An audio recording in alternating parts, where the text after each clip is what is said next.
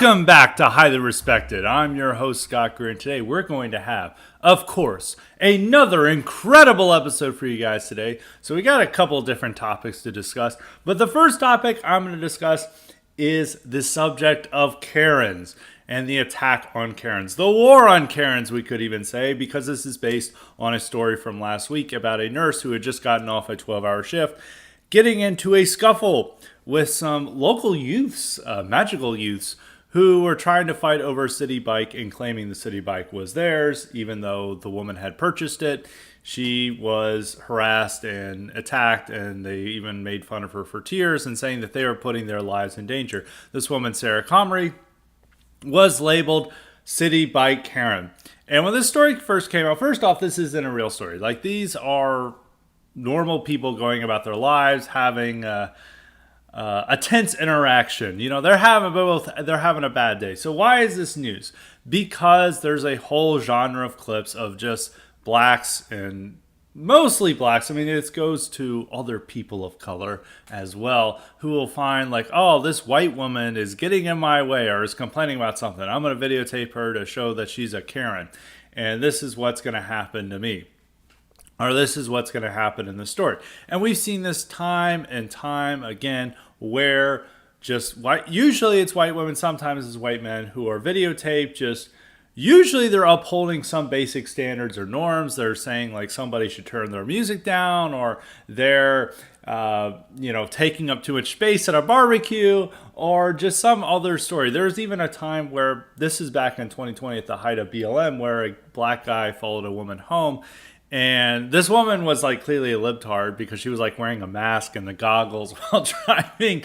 And he found that she had done something wrong on the road. And he got out his phone and was like videotaping her.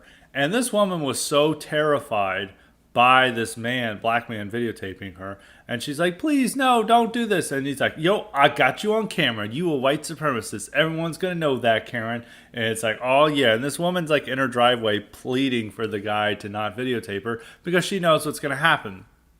And this is like 3 years ago.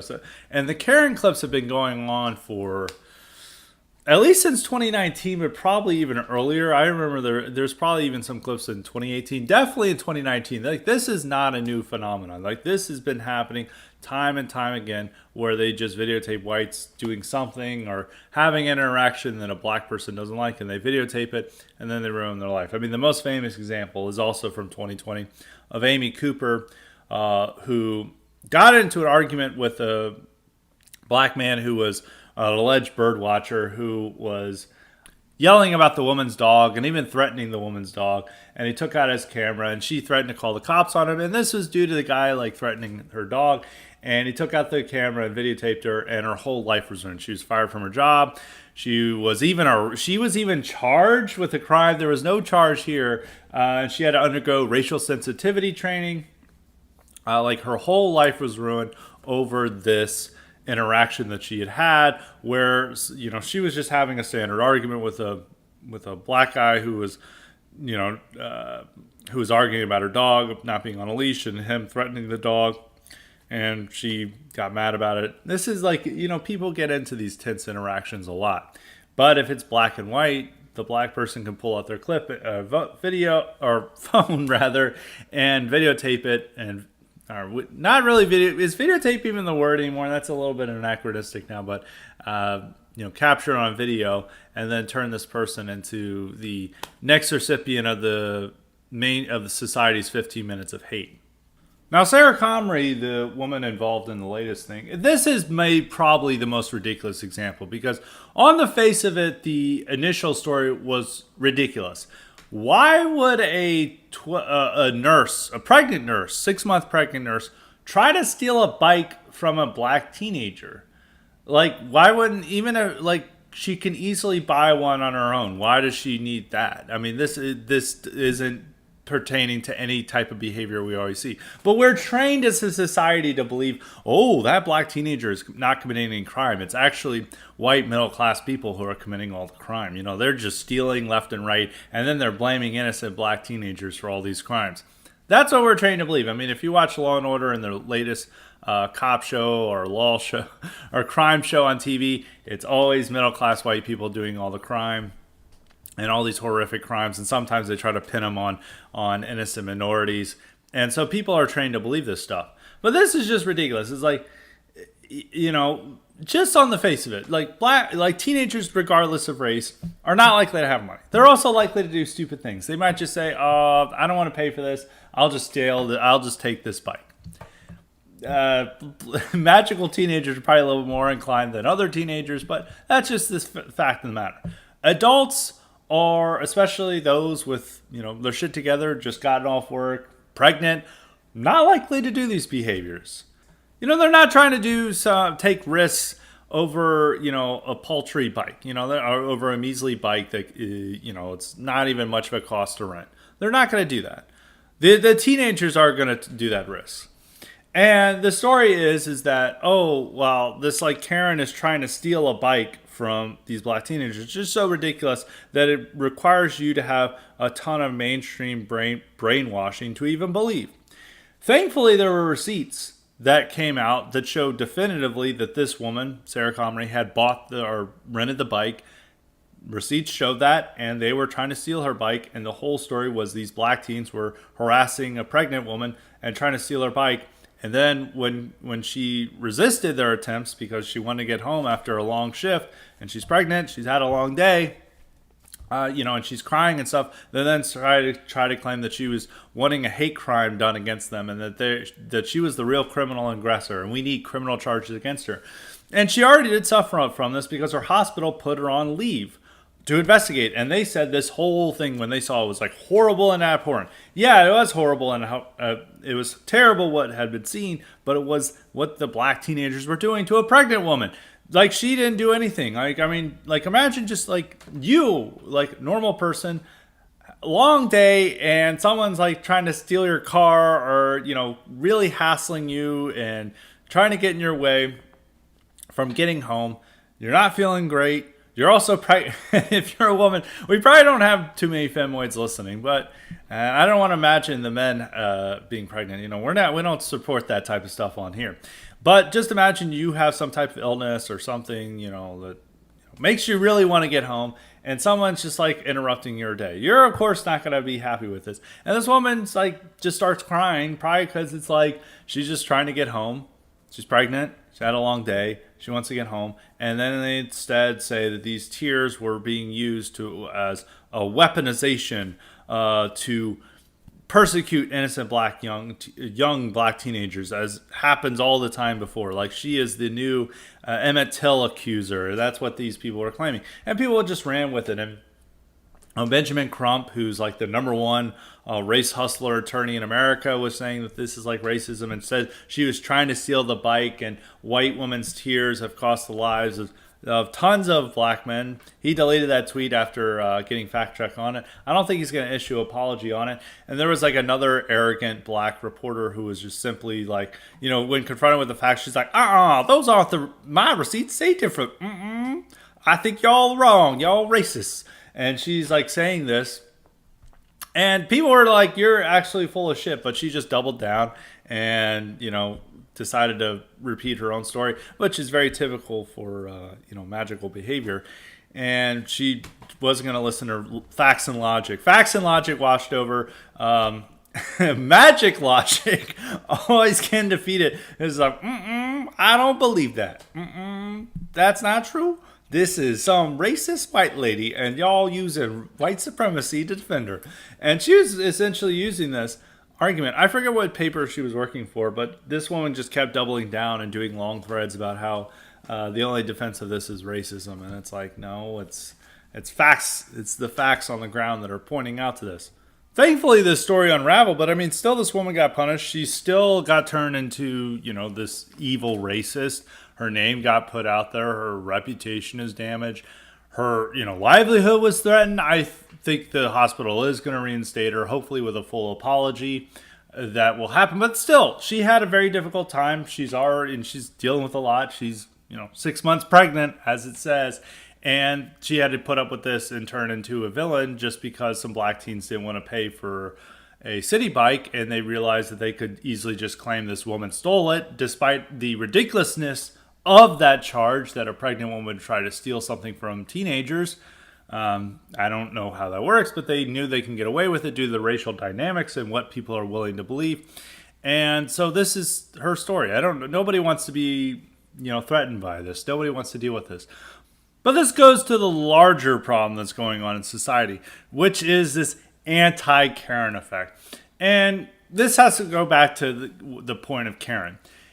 There was a time when conservatives absolutely loved using Karen. They're not as keen on it anymore, but there's still conservatives who are stuck to it. But in 2019 and 2020, conservatives absolutely loved Karen. They were using it all the time. Like, sure, Karen, you're a Karen. And they're like, we hate Karens. And some ways there's a way to see Karen as a type of archetype that people don't really want to deal with. Like, maybe if you used it like non-racial way, it's like it's someone who's rude with customer service or dealing with like waiters or stuff like that. Like, people deal with, like, anyone who's worked a service job has dealt with real life Karens. And these people are rude, and then they, act like they deserve and very entitled. I understand that point when it came to it, but it was not so much of attacking a few bad apples or a certain archetype that maybe can be of any race. It became explicitly racial. It became explicitly an attack on white women, and it became an attack on white women trying to uphold basic standards when it came to customer service or to just life around them. Now, there are examples of people going nuts on customer service that are unreasonable and outrageous. I dealt with that when I worked retail jobs and service jobs, so I remember that. But that's not what Karen is about. Karen is about like somebody who's doing terrible customer service, and that person's a non-white, and the white person's like, hey, can I get my order? I've been waiting here for 30 minutes.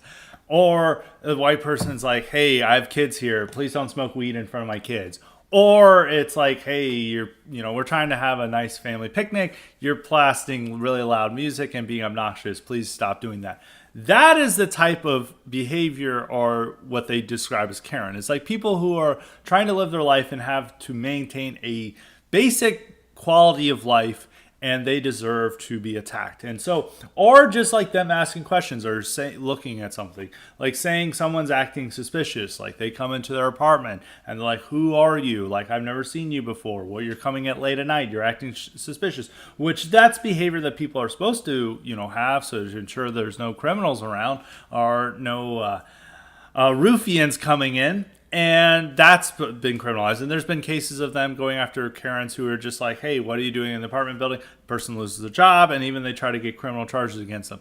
It's really a war on white women, which some people on the right may be eager to do that. And there are some aspects that white women are negative. I mean, that comes out with the awful acronym that I helped popularize, that people sometimes give me credit for. But a fluent white female liberal, that's also a part of that. And so the Karen and the awful are both there, but it's if you're wanting to attack a particular type of white woman who's like entitled and liberal and is pushing for something stupid, awful is much better than Karen, because Karen is an anti-white racial slur. It's in the same way as calling a black woman Shaniqua. Even though sometimes we can say Shaniqua, people are going to say that's racially insensitive. That's trying to say something racial and it's trying to attack black women. It's the same with Karen. It's trying to indict white women for behavior that otherwise they would have been, told to do to uphold basic standards and norms in society, but they're now they're now attacked and demonized for doing so. And this is what Karen means. And there's still people who are desperately trying to say it's not Karen. Like somebody, I think Indian Bronson or somebody cited me for saying it's an anti-white slur. I guess I'll take credit for that. I did write an article about it. At the time when conservatives were loving using the term Karen, I said, like, this is an anti-white term, use awful. Conservatives were very upset about it. Like, no, we want to still use Karen. Now, there's still conservatives who are there. They're like, excuse me, Karen is not racial at all. But when you look it up on Google, when you look it up in mainstream newspapers, they all explicitly say white women. And they particularly use this as using their entitlement and white privilege against non-whites. That is all a part of the definition. But there's just some of these type of loser conservatives who, still relate to the service sector job they worked as a teenager. They're like, oh, I got pushed around and I don't like Karens. But if there's nothing racial about it, we're just against entitlement. That's not the point of Karen. Karen is about demonizing whites and that's why it's so popular. And that's why they accuse this pregnant white woman of being a Karen. It's not because she was acting entitled, and it's not like they ever use Karen to describe a non-white person or a male. It's always a white woman, and that's the thing you need to get at. And it uses them as an excuse to attack and to belittle them just for living their lives. And the Karen thing is promoted by the media, and there was a movie called Karen, which was about a racist white woman harassing black people. I mean, it was not her being entitled and going around and demanding an extreme level of customer service that is unreasonable. It was her being racist towards non-whites. There's this whole YouTube channel that has nearly 1 million subscribers, and it has all the videos. They're like stage clips, like corny stage clips that you would have seen in these public service announcements at like schools and stuff. And they all have like over 100,000 views. And there's several about Karens. There's like a Karen who gets mad, who tries to claim a black guy stole a bike. There's a Karen who gets mad at a black guy who parks his car. There's a Karen that does all these types of things. It's like, and it's all race-based. It's like a Karen gets mad at the black kids next door. And it even goes with like police harass a law-abiding black business owner. And these get tens of thousands of views. More views than highly respected. I mean, that may not be that hard, but depending on your how you look at things. But this is like very popular among the population, or at least maybe not very popular, but it does have a degree of popularity among the population. And so that's what Karen means. It's like Karen is not just about an entitled person, yelling at customer service when they shouldn't. It's about white people. It's about white norms, and it's attacking white people and white norms and turning it into, and it's basically saying like, do you want to be Karen? Do you want to be videotaped? Then don't. Then look the other way. It doesn't matter how much this is bothering you.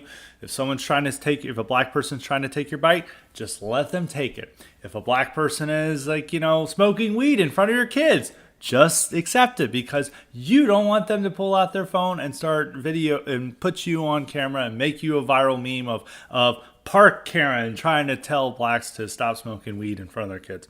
They don't want that. Or they just say that they're being racist. So this is just like part of like society that we live in.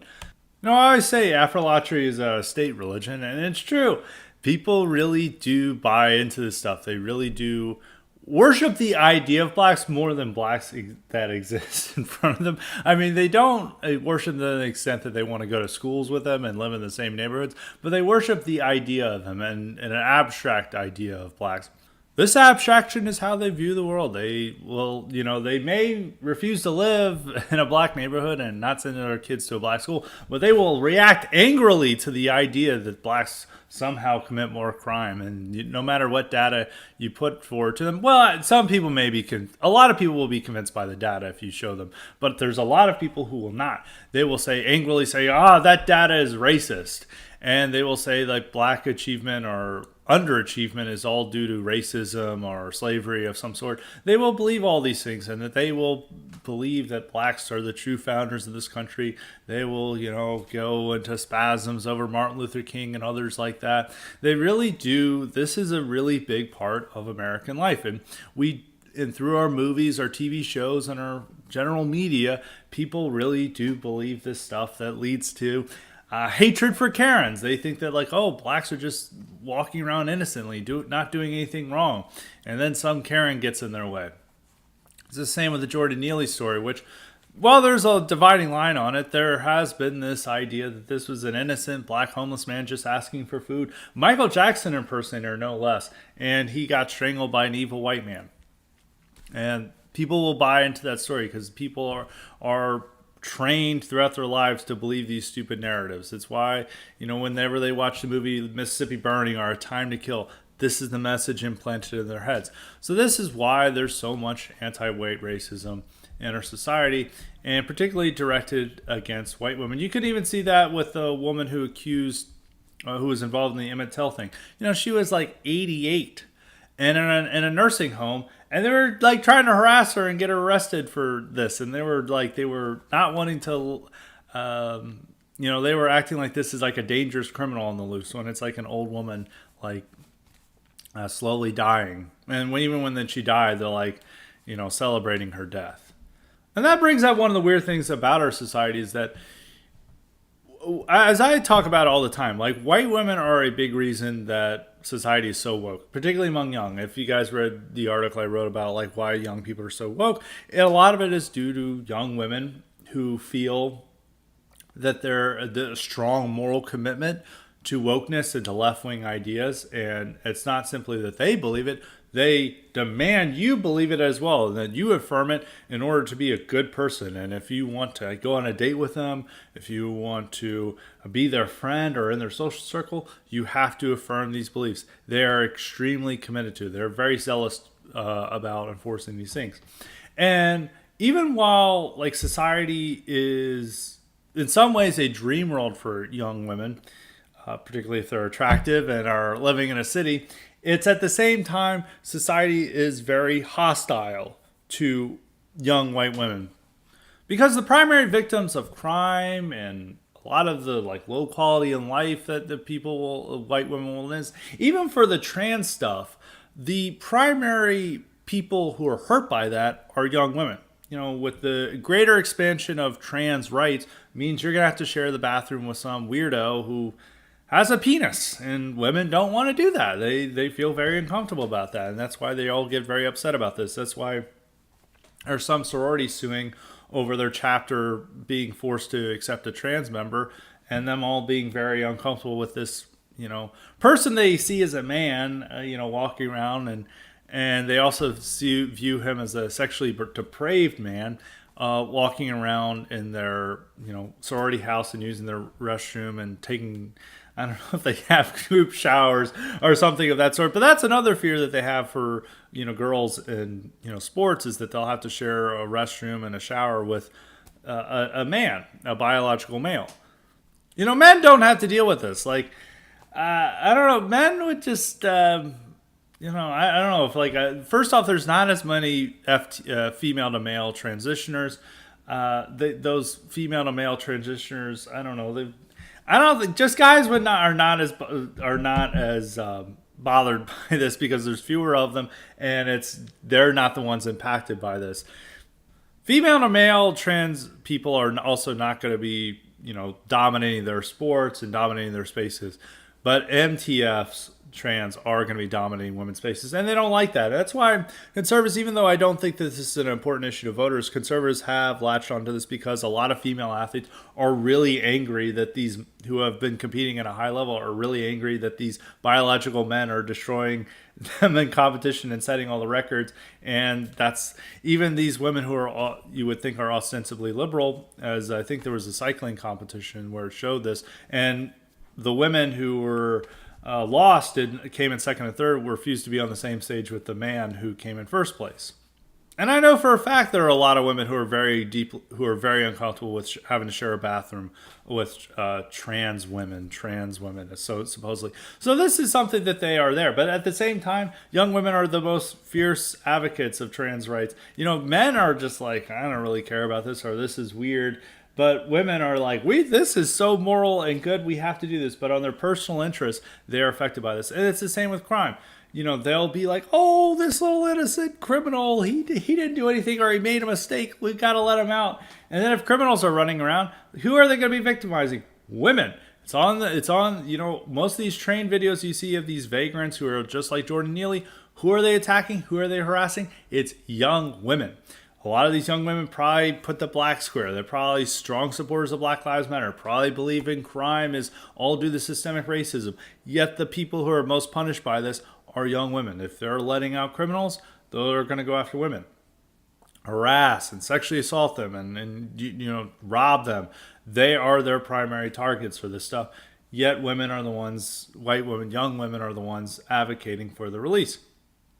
Now, in one way, you could see this as their due just rewards for their beliefs, but that may not be the best way. Politically speaking, that's not the best way, because we do have a huge problem that women are repelled by our beliefs. And I know some people are going to be automatically like, oh, we can't win over women, or we shouldn't allow women in the space. There is like an argument like where people, should be a little bit skeptical about women, in our sphere and stuff, and getting really involved, and people getting platforming them and turning them into influencers and leaders and stuff, because they generally all have there's not the great track record. Like most of the people who go into doxing or decide to have disavow their beliefs, are just not as stable and reliant on these stuff. A lot of the time it turns out to be women.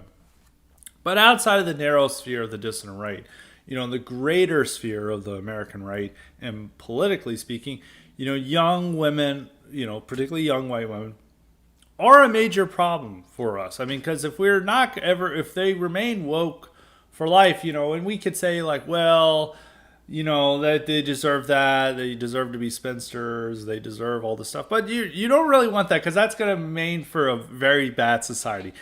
Despite our desire for justice, maybe for their stupidity and wanting them to pay the price for their stupidity, we should that comes at the cost of also making society pay that price, and we shouldn't want that. And so you do have to figure out a way to win them over.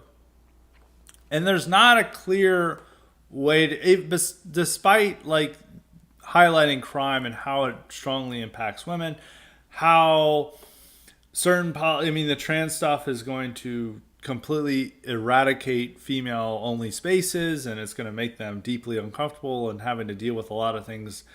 Just going a mere visit to the bathroom could turn into a very awkward or even a horrifying experience just for a lot of young women now. And it's primarily a young women problem. I know there's a lot of huge libtards who are middle-aged or even elderly now, but a lot of those types are also extremely conservative. I mean, a lot of what we're seeing on the right is driven by these Gen X Trump moms. If you're looking at the school protests that were happening over, critical race theory and the gender ideology, a lot of that was led by, middle-aged mothers. In large part, and most of these groups that formed to counter this stuff all were like Liberty Moms and stuff like that. It was a very much of a woman-driven effort, and that's a positive. And there are some issues with these middle-aged women. Marjorie Taylor Greene and Lauren Boebert are both examples of some of the issues, and but also some of the good things that go along with it. But it's far superior than the libtarded spinster who seems to populate on the left now. But for young women, they're overwhelmingly left-wing, and you do have to change that. And maybe it is the crime issue. Maybe it is some of the transgender issue that could do this. Because but at the same time, even though their personal issues are affected by this, they're it's a woman moment. They're so emotionally and morally tied to the system's ideology and the system's morality that they can't, they'll be uncomfortable about a vagrant yelling at them and groping them and stuff, but at the same time we just need more mental health help for them, and the worst thing to do would put them in jail. Or they'll be like, I don't like this guy whipping out his dick in the bathroom, but trans rights are human rights. They're so blinded by this stuff, and you can't. Putting them and pushing them into becoming mothers is one way to solve this, because generally married women with children are more conservative than single women. That's one thing. Figuring out how to get them married is another problem. But you really do have to figure out the young woman problem. And I do think that highlighting the real hatred for white women on the left with this Karen meme and the Karen slur is one way to win over white women, is like to look like look, you may, be won over by all this propaganda, you may be seeing this, but look at what these people think of you. They hate you. They think that if you get in the way of something, or they, wanting to take your bike, they are fully justified in attacking you, even if you're a pregnant woman. They want to make your life worse. They feel that they all have full rights to do whatever they want to you. And that if you complain, you're the real criminal. You're the real villain. You are a Karen. And that gives them the right to do whatever they want to you. They can spit on you, attack you, whatever, because being a Karen is worse than being a real criminal. And so really highlighting anti-woman race, white woman races. That's a little bit too long, but really highlighting the hostility towards white women and showing how much the left really, really hates them. Even though that white women, young white women in particular, are some of the main or some of the biggest enforcers of leftism, at the end of the day, leftism is about making their lives worse, and they hate them more than they do white men. And maybe that's a sign of jealousy. Among non-white women, it's definitely jealousy. And others, that they feel that they are entitled to having a white girlfriend or something of that sort, that they really do hate them. And for the right, people back in 2020, when I was really using awful a lot, were saying like, oh, awful is an anti-white slur. It's like, that's not to say we should, self-censor ourselves from criticizing white women, because first off, this is like Twitter. This is distant right. We're able to express a lot of different ideas and stuff, but we shouldn't go so far to deciding that we need to jump into the hostility towards white women that's shared by the POC coalition. And there was even some people who were doing that with the CitiBike Karen. They're like, well, she voted for this. She voted for this. First off, she's a nurse. She may have even voted for Trump. This is not like some girl boss working at an investment firm or something, or a law firm, what have you. This is likely, there's a chance she was like a voting for Trump. Likely just a normie, like maybe doesn't even care about politics, and it doesn't even matter about our politics. It's like, maybe she was a full-on Antifa activist and that stuff, but she's not. I mean, I doubt she is. There was a story, I think this was 2 years ago, in Richmond, where there was like a type of hipster's like an old-timey term, but like a girl who looked like she would have gone to Antifa protests. She like tattoos, like just like a weird look. And some black guy like knocked her out in a grocery store, and the whole store was like, "Yo, yeah, this is awesome," and they're like celebrating about it. And they're like, this white woman attacked him. And this white woman was like far smaller than this black guy. And the real story was like the black guy had smacked her ass, and obviously she wasn't happy about that, and she confronted him, and the guy knocked her out cold.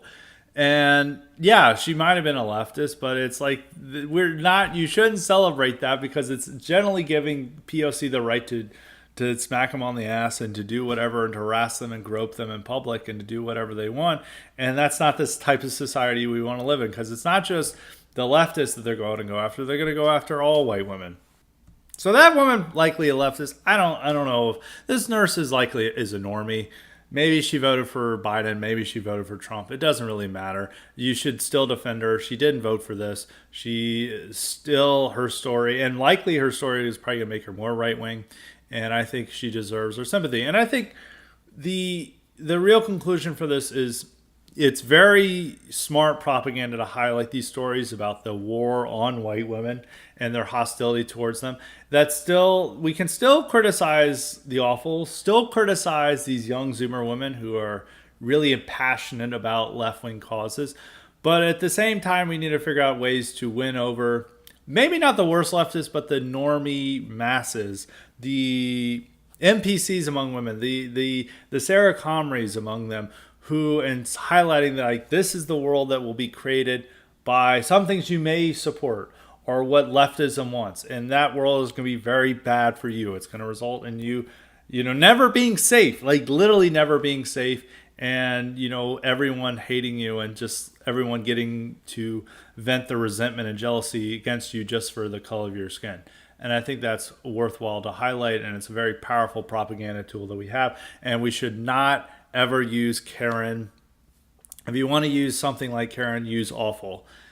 Do not use Karen. It is like you are fully supporting the BIPOC coalition and what they want to achieve and advance by using Karen. It is an anti-white slur. And so that is the conclusion on that topic. Now, two brief things on sort of related topics. One, I got a white pill on Daniel Penny. He gave a great interview over the weekend saying he's like not a white supremacist. He's just kind of a bro who lives for adventures and stuff. He sounds like a very all-star or stalwart guy. But there was a more important interview that was done by an eyewitness. And I've always said that what his defense depends on are eyewitnesses saying that Jordan Neely was a threat and Daniel Penny stepped in to stop that threat. And he got an eyewitness account that was relayed in media last week that will definitely help him in court. And it's delivered by an elderly white woman who said Jordan Neely was saying a lot of threatening things. He was talking about bullets and killing, and just like people were very much frightened and were wanting to get off the train, but they were stuck in between stops, and so they couldn't get off the train. And people were very much frightened, and they were frightened for their lives, and they felt that Neely was going to do something bad, and that Penny stepped in and stopped him. And she recalled that eyewitnesses went up to him and thanked him for his service and taking care of this threat and protecting others' lives. And this woman thought that like Daniel Penny was the greatest hero ever. She was like, "This is a great young man. I'm so proud of what he did." And we were just so threatened by Neely, and he did nothing wrong. And that is the exact type of eyewitness account that Daniel Penny needs for his defense.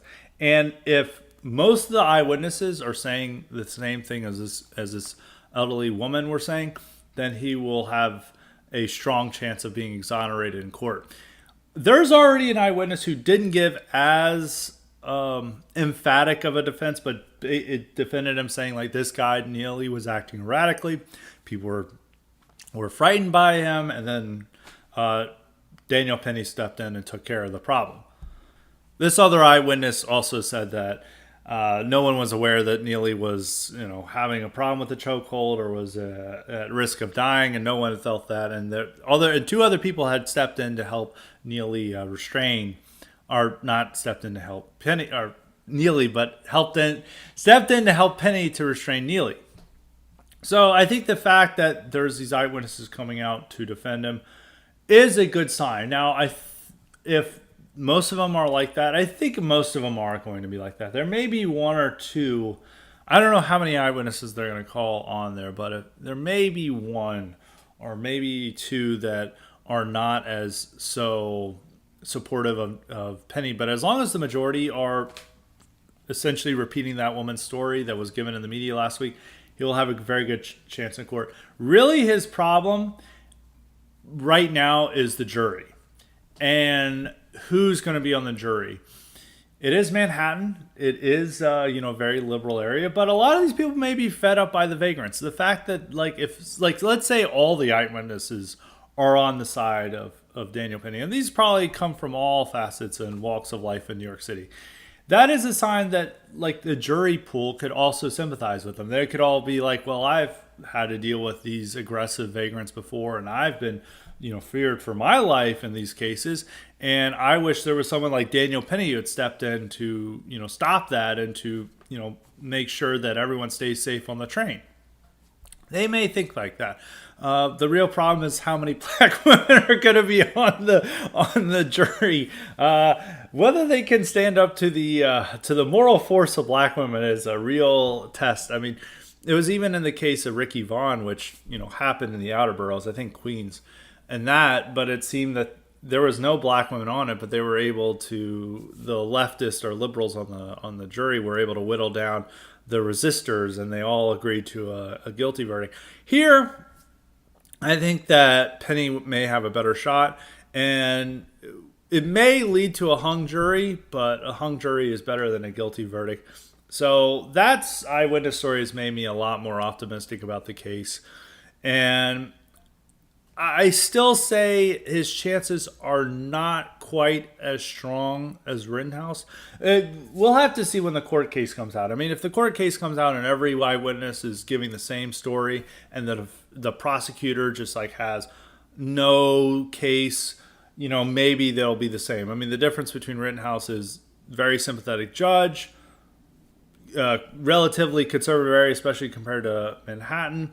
Rittenhouse did not shoot any black people. He's very fortunate that he almost shot, because there was a black guy who attacked him, and I think he pointed a gun at him, but he didn't shoot. He's very lucky that didn't happen. Is that the three guys he shot were not black, and that helped him in the story and helped undermine the case that he was a white supremacist. So, but Daniel Penny's chances are certainly better than Chauvin. And they're certainly better than the McMichaels who were involved in the Ahmaud Arbery case.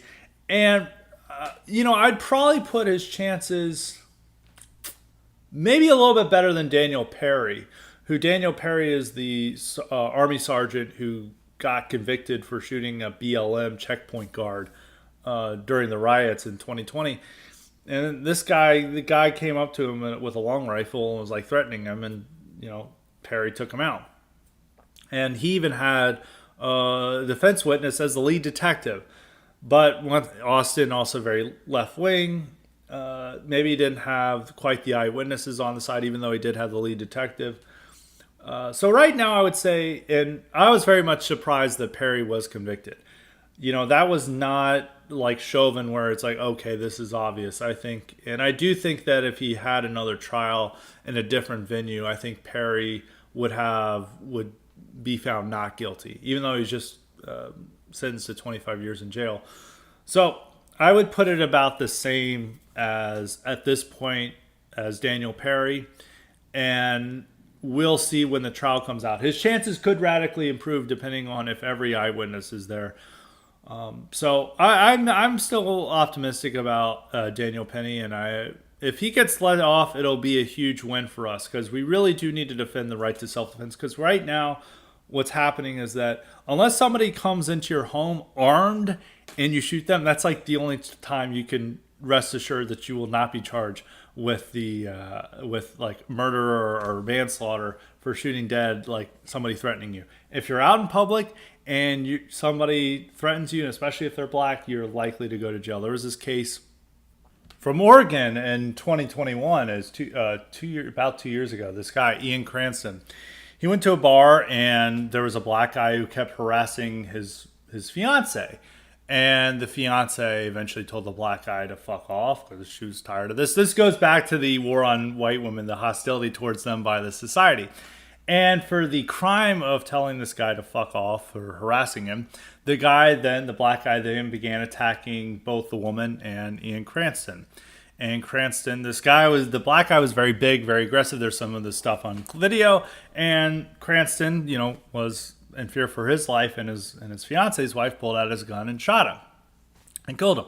And this was portrayed as a lynching, that this was just a white guy really angry at the audacity of a black man to innocently hit on his fiance, when that wasn't the case at all. This is like a black guy who's like harassing and, full-on sexual harassment against his fiance, which the left is supposed to say it's wrong unless you're black, unless in this case blacks get a free pass on that. And this guy, defend himself and his fiance, used the gun in this situation. But due to the fact that all the surrounding hoopla, and even his friend testifying against him and saying should have done that, this is racism, which there was no race really involved in this. Cranston was found guilty of manslaughter, not of murder, fortunately, but was sentenced to 10 years in jail. I should do a story or an article about this case, because not a lot of people are familiar with it, and it's really one of the worst cases of really undermining self-defense in America. But that's why we need these stories like Daniel Penny, of somebody who's defends himself, and a jury of his peers finds him innocent of any criminal charges. So that's it for that one. Then we're going to go to another one, which right now a lot of conservatives are, I would say, rightfully upset with Fox News. It's come out that Fox News, if somebody transitions at Fox News, that person is allowed to use the bathroom of their new gender, and that the company is required to use their new pronouns in all correspondence and stuff. And so people see this as like a wokeness taking over Fox News. Fox News has gone full Bud Light. And I think this is enraging or upsetting to people that see the most dominant force in conservative media follows the line on wokeness and trans rights and stuff. But I think that it's an important story to highlight, but I don't think people are. Now, I'm not saying this is like to defend Fox News or to say like, oh, we must defend Fox News. But I want to say that this is not really Fox News' fault. Fox News has these policies in place not because they're wanting to be woke. It's because they're following federal and state laws. And that's the real problem, because in 2020, Neil Gorsuch found in civil rights law that there are protections for LGBTQ people, or whatever they're wanting to call themselves now, LGBT people. And those exceptions are now enforced. And it's not only that, but it's not just on the federal level, but particularly in Fox News is based in New York City, New York. I think the city has its own trans, just anti-discrimination laws, but the state definitely does as well. And so if they were, like, let's say somebody decides to transition, what's Fox going to do here? Are they going to you got to use your assigned gender bathroom, and we're calling you he still? They're going to get sued, and they're going to lose in court. Unfortunately, that is I don't want to say they're not going to win in court, and they're going to be sued by this. The law is on the side of the trans person. That's just the fact of the matter. And that would happen at any conservative outlet. So I'm seeing people, which I think there's highlighting this story is important, but people are not highlighting it correctly. It's this is what corporate life is like under civil rights law. That is the correct thing, is to not just narrowly blame Fox for this. It's to see the larger issue, because this is the same at every corporation. And even every conservative outlet attacking them, if they happen to have an employee transition, they would have to do the same thing, or they would get sued. And I was seeing people from the Daily Caller criticizing, and it's I know for a fact that the Caller kept at least one employee on not me, is not really a story, I won't get into it, but they once kept an employee hired that they wanted to fire simply to avoid litigation, and they've probably done that before. They're not going to be hey, trans person, your name is still your old name, we're calling you he, and you're using the men's bathroom. Well, that would be based. It would be key to do that.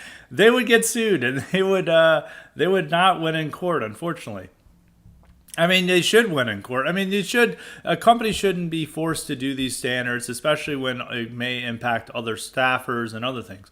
But the real culprit behind this is civil rights law. This story should be used to highlight the dangers of civil rights law and why it should be changed or even repealed, instead of just blaming Fox News. Fox News is simply following the law. The law sucks. It's time to change the law. And it is rich for companies that are based in DC that have to follow these laws too. I know DC has these same protections for trans workers as New York. They would have to do the same thing in their case. So it's not so much a case of Fox going woke. I understand why people want to do this, because the Tucker firing and them wanting to show that Fox is going woke, and there's a lot of people who are wanting to be the new Fox News. But this is probably not the story. Newsmax would have to follow this as well. And probably even Daily Wire, even though the state may not offer those additional protections that are offered by New York and other liberal places. But federal law, offers those. So it'd be maybe a little bit different in Daily Wire in Nashville. But it's every company has to follow. Unfortunately, has to follow these rules. I guess you do the one difference is that you'd hope conservative outlets would not hire transgender people. But considering their deep appreciation for Blair White, I don't know about that. The only way you can change this is to change the law. And so some states where they're required to, use the bathroom of their biological gender rather than their chosen gender, that could help a company in litigation over that matter. But, New York City, there's no help in litigation over this matter, and that's why they do this. And it's the same with other outlets that are based in DC. So it's more of a revelation of what life is like now, and especially what life is like under the civil rights law, rather than an example of Fox being super woke. But going along with topics, there's probably a few topics that I wanted to discuss today, but we're going to have an incredible IQ supplement later this week to cover a lot of the topics that we did not to discuss. I was wondering at the end of last week, what am I going to discuss for this weekend? Sure enough, I had a lot at the end of the week to carry us over, even too much to talk about. Well, the last few things we'll get to before the Common League questions. One is the Durham report, which just released. Conservatives were really big about it. I usually don't follow this type of procedural drama, I guess is the way to say that, which usually go on.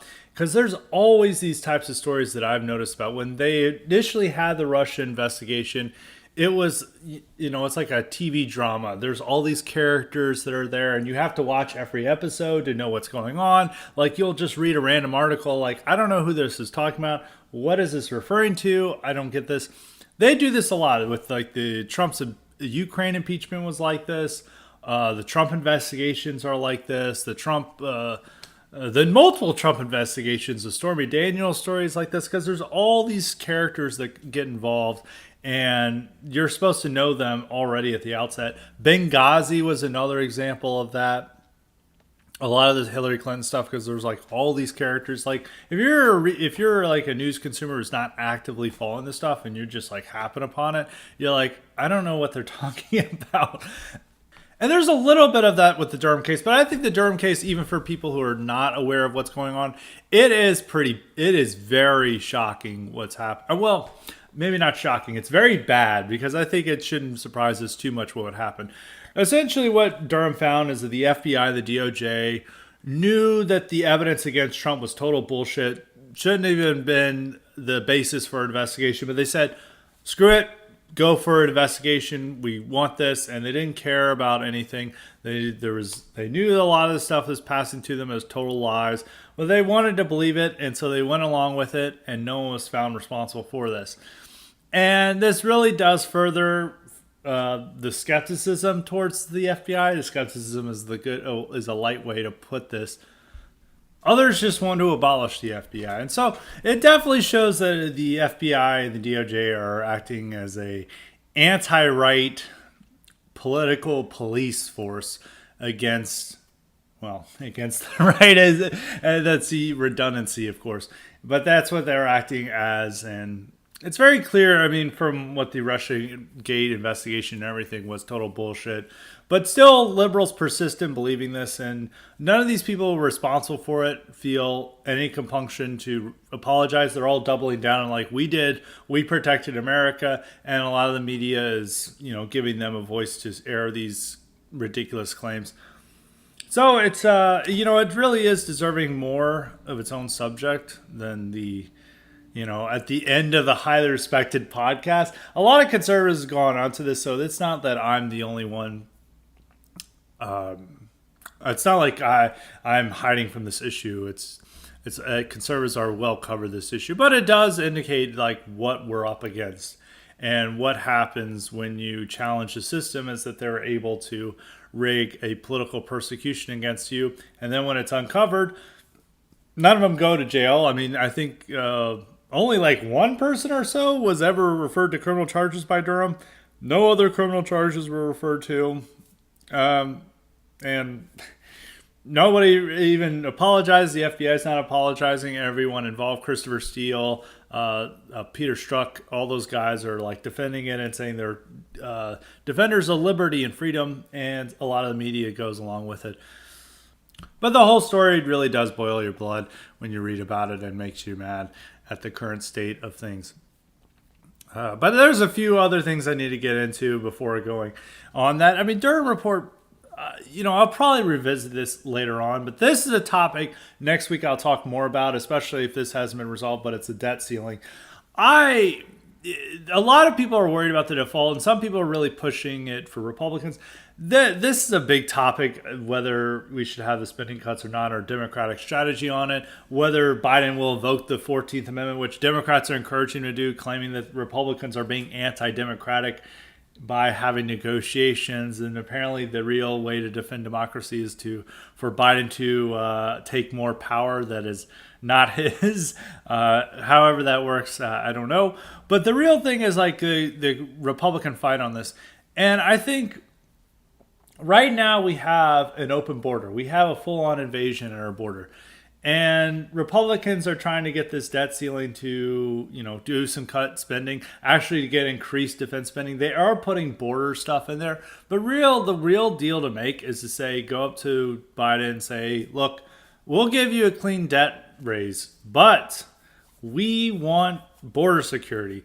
And that's the real deal to make. I think everything else is, unimportant. And it's not even really that important of a fight to ordinary Republicans. They care far more about the border and other issues than they do about the debt ceiling. And the debt ceiling fight really does feel like a replay of the Tea Party days. They're like, oh, there's out of control spending and we need to cut this, but also cut other spending but raise defense spending. It's like a caricature of what the Tea Party believed. And it's not even what Republican voters care about. And if the economy takes a hit over it, or there's other problems from it, Republicans are going to get blamed for it. So the real thing is that they fight over the debt ceiling to get more funding for border security, and everything else is unimportant and a sidetrack. And that's the real deal to make for Republicans, but it doesn't appear they're going to be doing this.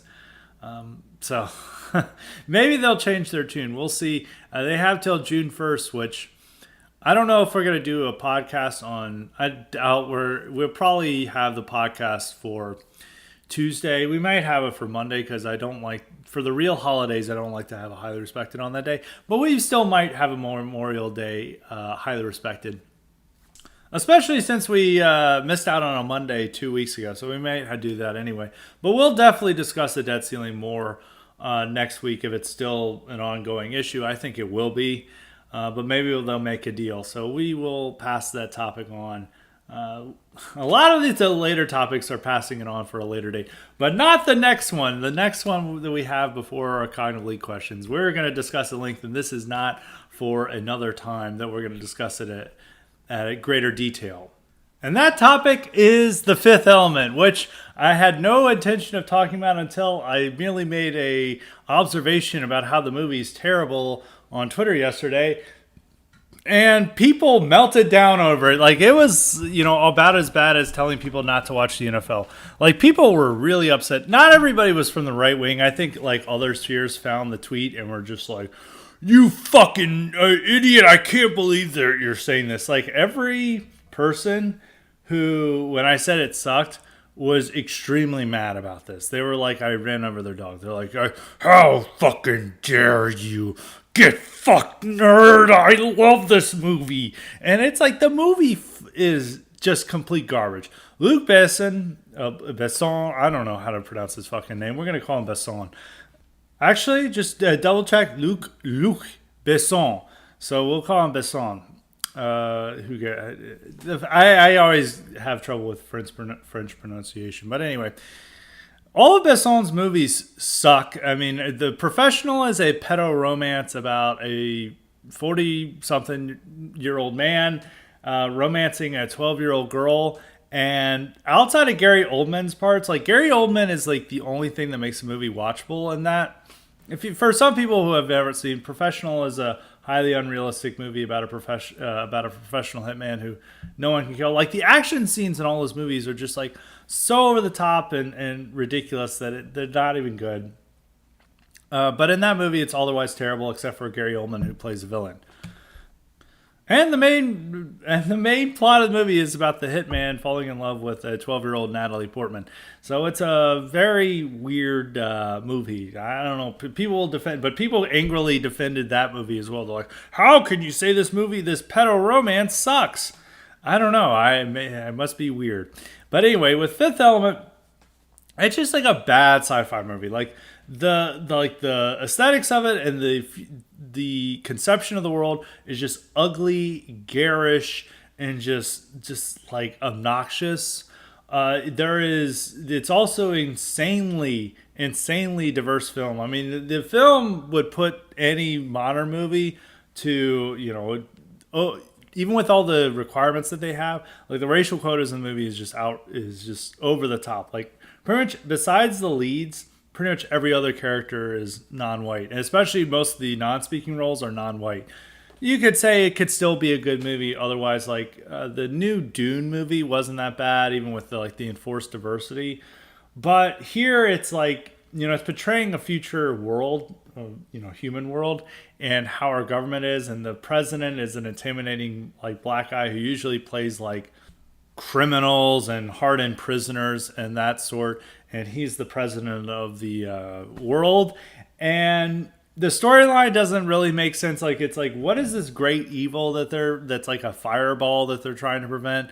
How is this fireball communicating with Gary Oldman? Because there's like a scene where it's like, oh, the fireball is sending out a radio call, and it calls Gary Oldman, who's the villain. And Gary Oldman's character, like he usually makes any, no matter how bad of a movie, great, but his character is just so ridiculous. Like it's like he for some reason is talking like foghorn leghorn. He's like, I do protest, but it's like a more feminine version. It's like, I do protest your manners, and it's like, I am very a little disappointed. And it's like, I don't understand why he has this accent or this. It's like some people enjoy like the ridiculousness of it. It's like, it's supposed to be over the top, it's supposed to be campy, but check out the visuals.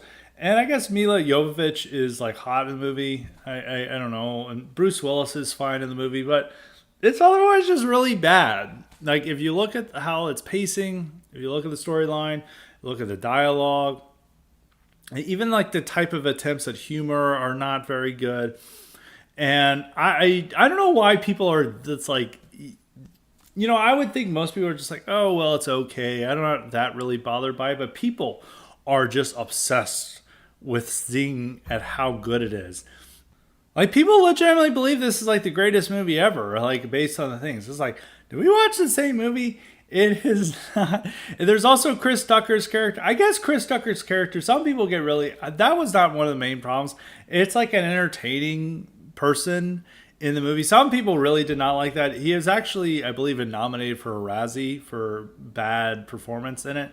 That's probably not one of the movie's most weakest points. It's just, there's also a hip hop soundtrack that doesn't make sense with the movie. It's like we're imagining a future world and it's got hip hop as the soundtrack. There's also the diva scene where she's singing an aria for Lucia de l'Amour, and they also put in a soundtrack sequence where there's hip hop beats playing, and then there's like the woman does like operatic singing with hip hop beats under it, and it's like, oh, this is so random. And as Mila Jovovich is fighting bad guys during it, it's like it is not aged well. Like I remember watching it as like a kid all the time on TV because it was on all the TV on all the time, and I didn't really have strong opinions about it. It would just be on. I didn't think it was like that great, but now watching it, it is. Besson's movies are just all bad. I don't think you should watch them. And there's a real bad sense of aesthetics that go along with it, and that's my opinion, and I'm sticking to it. And even from a political, like ignoring like tastes and stuff, I don't know why the right wing is so insistent on this movie that should be antithetical to a lot of what we want to believe or see in movies and like the type of visuals we want, and they're like obsessed with this extremely multicultural movie that imagines an entire world where the majority of people are non-white and they're all listening to some form of hip hop, or at least says the soundtrack is making it clear that's like what they're listening to. I don't know why they're so obsessed with it. One funny right winger who was really into me was Guillaume Fay, who's one of these European new right guys. Some people who listen to this would know him.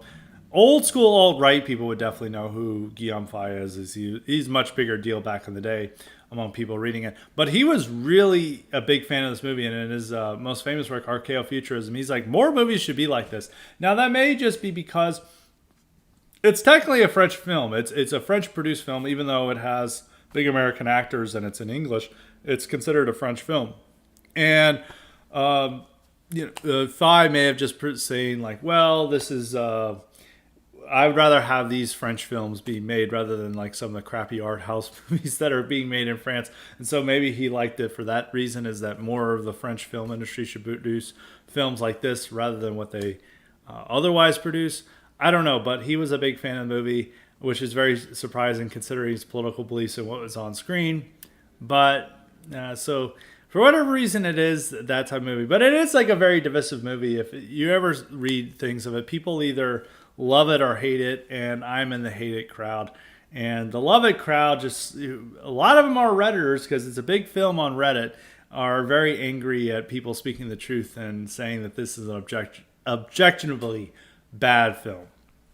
So that's all my thoughts on that. That's not much of a film review. We could talk about, I would probably give a more thorough review maybe at a later. Once again, actually, I said this would not be at a later point, but actually, I am saying at a later point that this could be a film review. Maybe I'll review all the Besson's movies. I gotta watch The Messenger. I hated, which is the Joan of Arc movie made right after Fifth Element. I remember renting it as a kid because I was like really into Age of Empires and Age of Kings. I was like, oh, it's a medieval movie. I want to watch it. And as a kid, I don't know if I was like the best person to judge it, but I was like, this movie sucks. So maybe I'll try to watch it again, and we'll do maybe a Luc Besson IQ supplement. I'm sure it'll be very positive what I come out with. But that's it for the regular episode segments, and now we're going to get on to the Convolete questions. As a reminder, you too can get the power to ask me questions or suggest guests and topics if you sign up for the Convolete option at Highly Respected Substack, and that's at highlyRespected.substack.com. And make sure to sign up for the IQ supplements if you haven't already. And the first question comes from New England Refugee. He asks, he's moved to a red state recently, and he's has to say the young Republican groups that he's meeting up are great. And he's saying these groups are easy to find, fellowship, and fun. People are normal, and everything's great.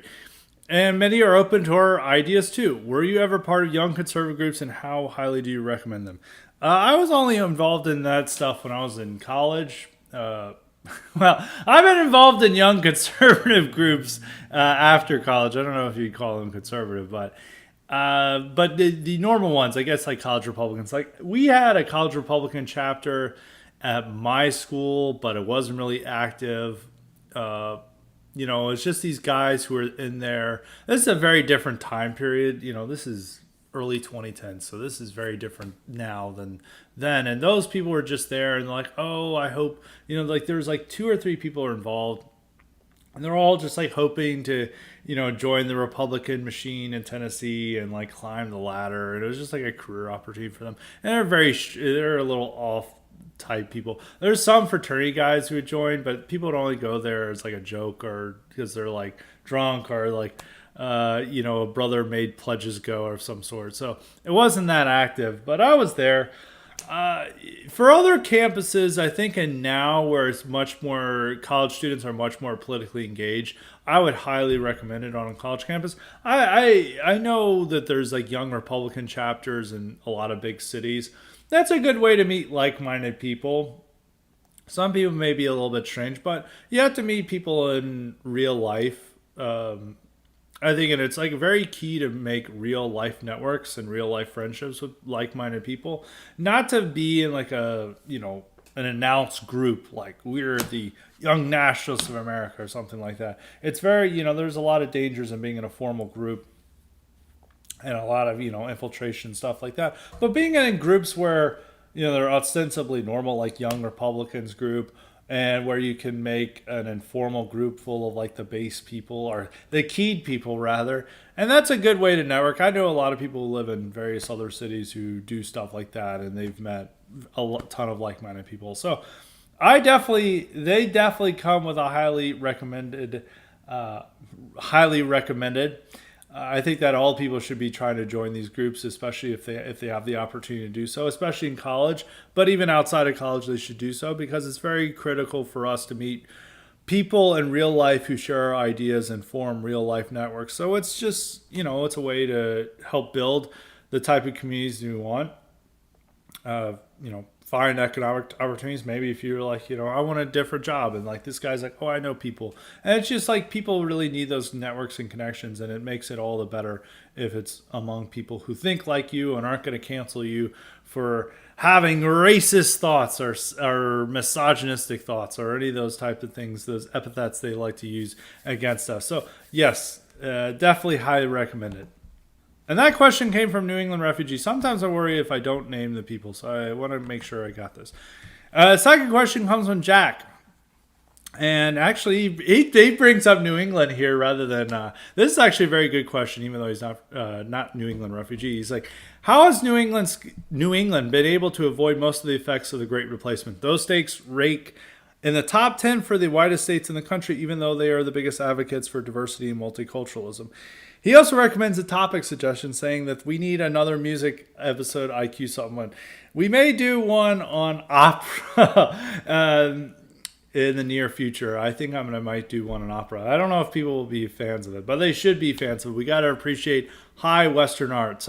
But going back to the New England question, I thought about this a lot because this is a very good question and it's not really brought up a lot.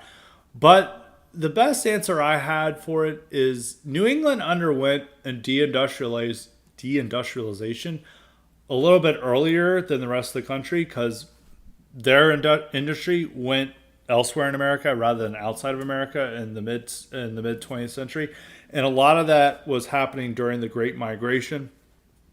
So a lot of blacks who were looking for jobs, they instead went to Cleveland, Detroit, Chicago, places like that, rather than going to New England. Because a lot of that industry had already left. They still had industry, but not to the extent that the Midwest did. So a lot of these Midwestern cities received a ton of blacks that were coming there. And the fact that deindustrialization, that also limits the attraction towards to immigrants of today. So that's one reason. Also, it's like pretty sparsely populated. I mean, there's a lot of New England that there's not major metropolitan areas. I mean, Vermont, I guess they got Burlington, New Hampshire, they've got a few places. Maine, it's along the coastline they've got it. But a lot of it is just not sparsely populated, very rural areas. And it's not like up and coming rural areas that have the type of industrial agriculture that other areas have, so they're not really driving up much immigration. And they love now they're having a lot of refugees. I mean, Maine has a ton of refugees and asylum seekers, but even they're still over 90% white. It's also the fact that like outside of like Boston and some of its surrounding areas, is they're not in the suburbs outside of New York. In Connecticut, there's not really people wanting to move these places. Like even like whites don't really want to move to these areas. Like it's definitely a depopulating region, and it's a lot of elderly people are there. And it's not like people are wanting to move to New Haven and Hartford. It's like these places are dumps. And New Haven outside of Yale is really dangerous. It's very... Also, these are the few areas where there's a number of blacks, which is some of it's coming from New York. Some of them were once, serious metro areas, but have now fallen on hard times, as a lot of other areas have throughout this country. And so that's not serving as an attraction towards a lot of these new immigrants. So the answer is during the Great Migration of blacks, most of that industry had shifted to the Midwest, so blacks followed jobs there. Some people say it's like cold, but like, Chicago and Detroit are cold too, and they still went there. So I wouldn't say that, but it's also that, so there weren't these like major metropolitan areas developing in the area that were really attracting. Also, you could also argue that Boston had still a strong working class white element that was not fans of blacks moving in, and that may have convinced other blacks to not move up there. Like this area is probably not as good for us as, say, Chicago or these Midwestern cities. So that explains the why there's not as many blacks. And for new immigrants, they still don't have quite the industry that attracts large scale migrant labor. as in the way that the rest of the country does. I mean, with agriculture and construction industries, I mean, they still building up stuff, but it's not as much of the industry that attracts large scale migrant labor as elsewhere. I feel like a lot of the migrants that they have are refugees and asylum seekers, which just shows how like left wing some of these places are. So it's interesting, but it's a good question. I don't think these are definitive answers, but these are my best answers for why New England remains largely white compared to the rest of the country, despite being left wing. But they tried their hardest. They want to recruit more blacks and others to their state, and they always complain like, "Oh, the worst thing about New England is we're just so darn white." And it's well, that's part of the reason that people move there is because it's nice and white and relatively safe. Even though there's outside the vacation towns, they still have the same issues that the rest of rural America has with a lot of the opioid epidemic, a lot of the poor job prospects, a lot of the urban blight or blight. I don't know if you call it urban blight, but blight that affects a lot of rural America. That can be found in abundance in New England as well. So that was a very good question. Hopefully that was answered. There may be some people with alternative theories in the comments, but if you have any alternative theories, make sure to post them in the comments. I'm sure a lot of people will post them very respectfully. Just like the people who disagree with my Fifth Element take, I'm sure a lot of those guys will be respectful. I actually trust a lot of the highly respected fans pose interesting questions without losing their minds, but some people don't. The next question comes from the different future American refugee. This is not the Twitter one that we all know and love. This is the Substack one, but he's also has a great question. And he was actually there's multiple questions. The first, I'll just read all that he has here. So the first question he asks is, what do you think is the best balance of neo-radical states' rights to protect states for our families' communities? I'm specifically asking as it pertains to issues of immigration, black criminality, and the gay issue. My thoughts is we could make laws where illegals cannot use schools, court systems, etc., decrease in a lot of what people are doing. I'm scanning through, and I believe that blue states would happily welcome these types, thus causing a voluntary mass exodus of those people from red states. Do you think there is a genuine path forward to changing laws in red states to make it inhospitable for people who oppose us on these identity and cultural issues, or would that result in federal funding being choked off and maybe the same scenario from the 50s where the National Guard is coming in to tell us what we can and cannot do? Once again, that's a very good question. A lot of things he outlines in the post are what needs to be said, or that what can be done is to make it inhospitable for these people to live there. Is like to have mandatory e-verify, denying benefits to the children of illegal immigrants, saying that they can't get free education and all these other things. Those are ways to do that. Florida is, I will give DeSantis credit on this one thing. Also making passing tougher laws on crime and welfare and other things. Those are there's a lot of things you can do to make a state inhospitable to people you don't want there. I mean, even passing these laws banning gender reassignment surgery and treatment for minors is another way to say, go fuck yourself to liberals and people you don't want in your state. But I will say there's another thing that needs to be considered by these states to be proactive on another great issue that we have affecting our country, and that's the border. And really, states, particularly Texas, Arizona, they don't have a Republican governor, but if they did, California won't, but it's really up to Arizona and Texas to do this, is that they really need to reclaim immigration law for themselves and to enforce it because the federal government refuses to do so. And Texas does have legislation to allow them to arrest and detain are the same word, but to detain and imprison and deport illegal immigrants on their own without waiting for the federal government to do so. It would make it a crime to illegally enter the state from another country. Thus, they could arrest illegals and put them in jail, and rather than allowing, as the federal government to allow them to wander throughout the country, that would be a criminal offense in Texas. And they would even create their own state border patrol who would have the power to detain and deport illegal immigrants. And that's really what needs to be done.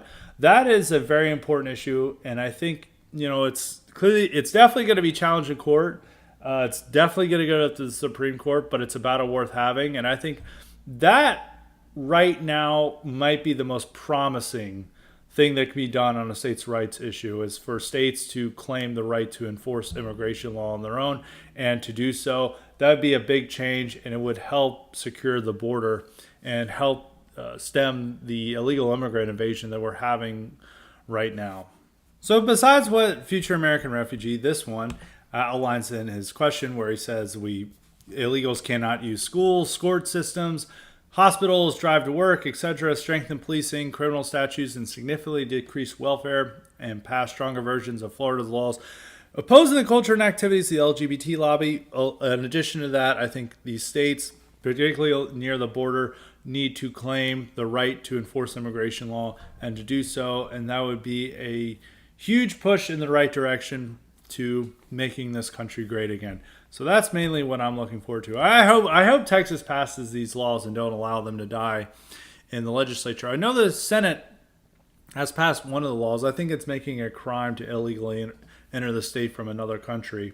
I don't think they have yet to pass the one creating a state border patrol. But hopefully both these things pass, they become law, and then there's a legal battle over it. And hopefully the Supreme Court rules in Texas's favor, because the federal government refuses to enforce these laws, so it's up to the states to do so.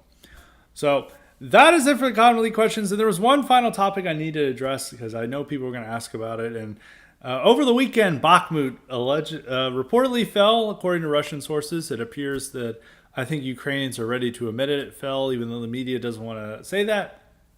They're finally notching up a victory. They've been waiting for one for a while.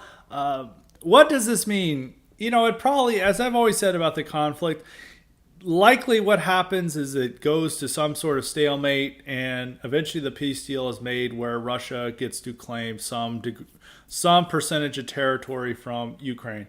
They are not going to reach their initial goals, which was toppling the government in Ukraine and replacing it with a friendly government and pulling Ukraine back into the Russia sphere. That's not going to happen. What's most likely going to happen is that they take some degree of the territory. They're not going to kick Russia out of Ukraine. If they did, that would probably mean the fall of the entire Putin regime. I don't think that's going to happen. Russia is really built in and dug in there to ensure that they do not get kicked out. How much territory they'll take, that's really up in the air. Probably due to Bakhmut falling, they will be able to take the rest of Donetsk and, pretty much have full control of Lugansk. It might be Lugansk and Donetsk. They'll have full control of that. They have two other provinces that they have, Kherson and Zaporizhzhia. I forget how to pronounce it, but I'm sure the people in the comments will criticize that, where they have parts of it, and they've given up a lot of Kherson. I don't know what they'll do with that, but they will gain the rest of those two territories.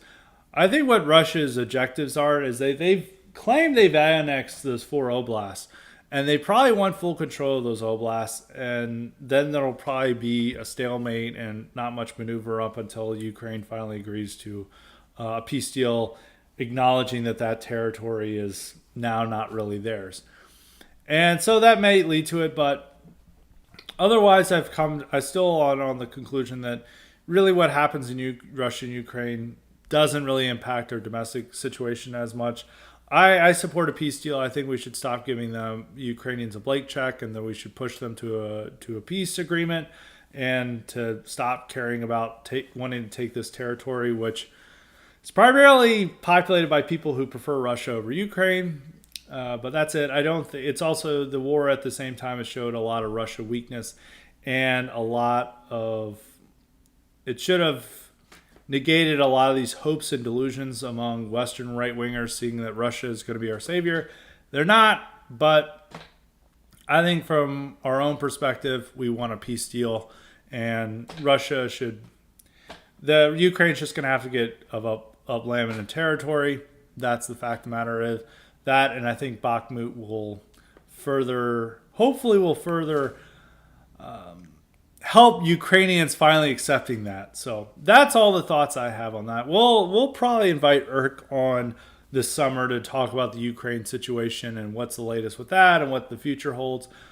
So we'll do a Ukraine update podcast sometime in the future. But that's all for the future. Now we've outlined a lot of future podcast topics on today's podcast, so hopefully you guys keep tuning in. But that's it for today. We're going to have an incredible IQ supplement to cover a topic that I was thinking about covering today, but I did not have time to discuss it, and so people will really like that. And we're going to have a great column, at least one or two later this week as well. So be on the lookout for that. So until next time, stay respected.